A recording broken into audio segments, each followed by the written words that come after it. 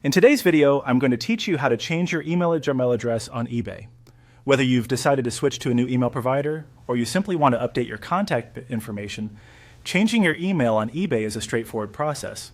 Let's walk through it step by step to ensure that you're all set up with the correct email address for your account. First, you'll need to go to eBay's website by typing ebay.com into your browser. Once you're there, proceed to log into your account with your existing credentials. This step is important because you need full access to your account settings to make any changes. After you've logged in, look to the upper right-hand corner of the page for the option that says Account Settings. Clicking on this will take you into a menu where you can manage everything related to your account. From here, you're looking for the Personal Information section, which is where we'll find the settings you need to adjust your email.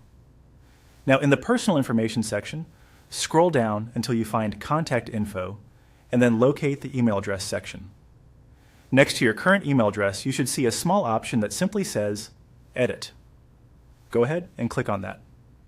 With the option to edit your email now open, you're ready to type in your new email address. Take your time to ensure you enter it correctly, as any typos could prevent you from receiving important communications from eBay.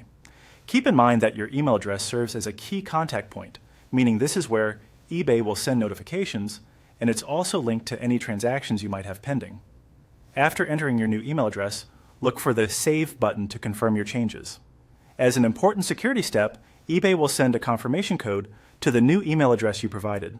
This ensures that the email belongs to you and helps to prevent unauthorized changes. Now head over to your new email inbox to retrieve the confirmation code eBay sent. If you don't see it right away, be sure to check your spam or junk mail folders just in case it ended up there.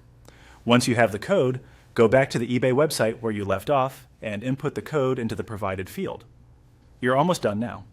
After entering the code, simply hit Verify.